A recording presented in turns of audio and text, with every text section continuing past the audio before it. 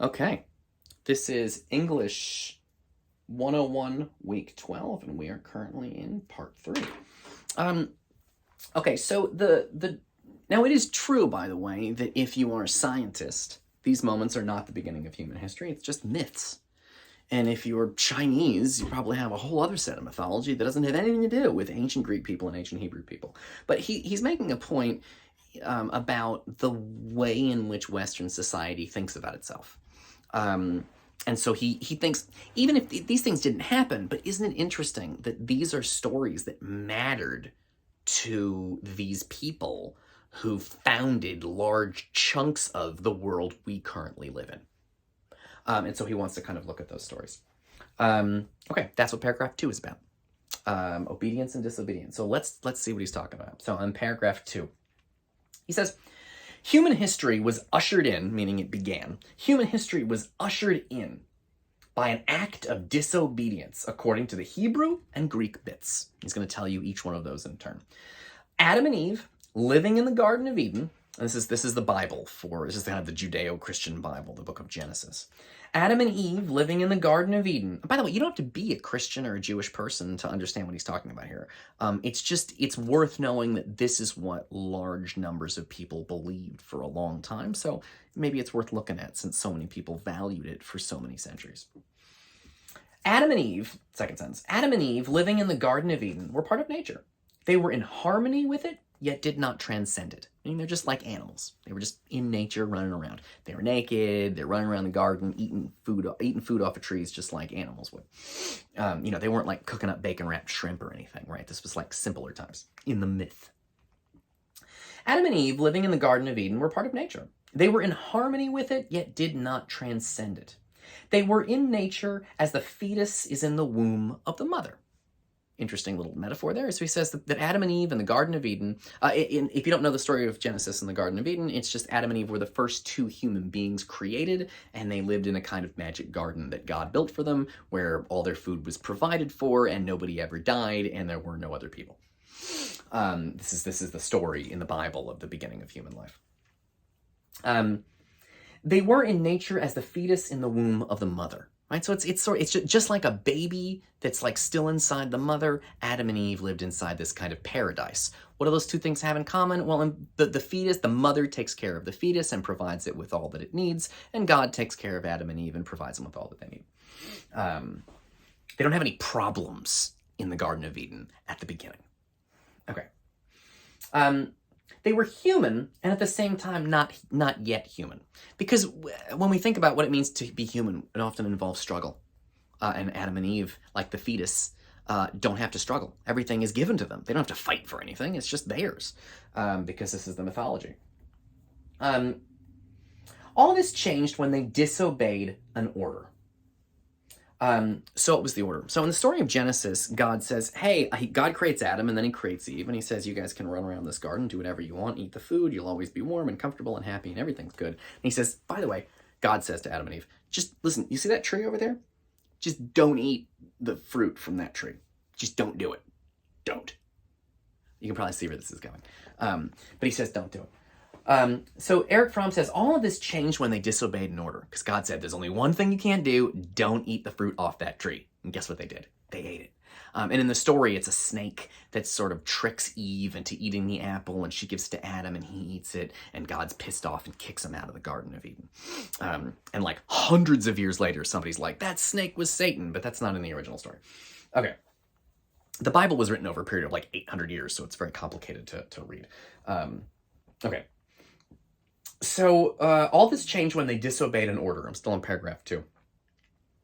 By breaking ties with the earth and mother, by cutting the umbilical cord, man emerged from a pre-human harmony and was able to take the first step into independence and freedom.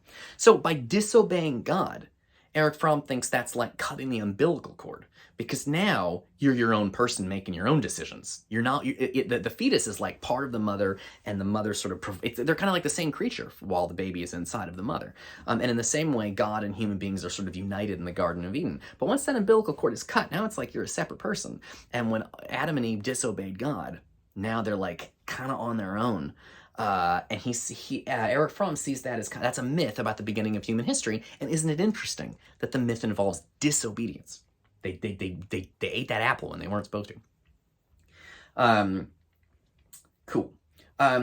All this changed when they disobeyed an order. By breaking ties with Earth and Mother, by cutting, meaning like Mother Earth, by cutting the umbilical cord, sorry, not Mother Earth, this is the mother and the fetus, never mind.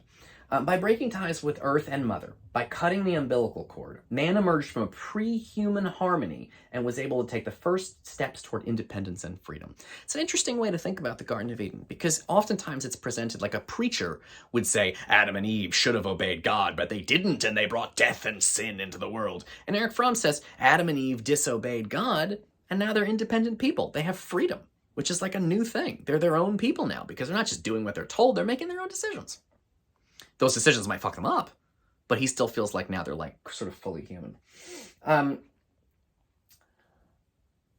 right. The act of disobedience set Adam and Eve free and opened their eyes. They recognized each other's as strangers and the world outside them as strange and even hostile. Right? So they thought about the world differently once they were free and on their own. Just like a baby would think of the world differently than a kid that leaves home and finds out what the world is like outside of their home. Their act of disobedience broke the primary bond with nature and made them individuals. Original sin, the church considers this eating of the apple to be the original sin. Original there meaning first. It's like the first sin that sort of follows humankind forever, because they have a history of being disobedient to God. And original sin is usually, it's like a bad thing. Eric Fromm says it's kind of a good thing, actually. He says original sin, far from corrupting man, set him free. It was the beginning of history. Man had to leave the Garden of Eden in order to learn to rely on his own powers and become fully human. That's interesting. So he sees the Garden of Eden, and that a preacher would tell you Adam and Eve disobeyed God and brought doom and death and sin into the world. And Eric Fromm says they disobey God, and that's how you become human, by making your own decisions, even if they're wrong. They're still yours, at least, because you have freedom now. Because if you just obey orders, he'll talk about this more, but if you just obey orders all the time, are you really a human being, or are you just like a fucking robot? Okay, cool. That was paragraph 2. We're getting through this. We're going to be fine. Paragraph 3. The prophets, in their messianic concept, meaning the idea of Jesus coming back, the prophets, in their messianic concept, confirm the idea that man had been right in disobeying, that he had not been corrupted by his sin, but freed from the fetters, meaning like the shackles, the chains, of pre-human harmony. That life in the Garden of Eden was harmonious. It's nice. It wasn't really human. Human beings are about struggle and making your own choices. So he says, it freed from the fetters of their pre-human harmony. For the prophets, meaning the prophets in the Bible, when they're talking about the Garden of Eden, history is the place where man becomes human.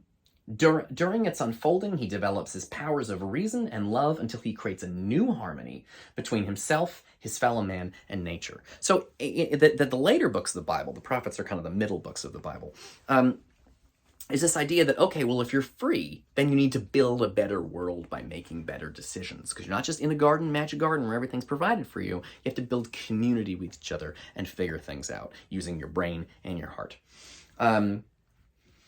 Cool. This new harmony is described as the end of days, that period in history when there is peace between man, between man and nature. It's the idea that if you can make the world a better place with your brain and your heart, that's your job on earth. But that's caused by being free. You have to choose to make things better. It is a new paradise created by man himself, and one in which he alone could create because he was forced to leave the old paradise as a result of his disobedience.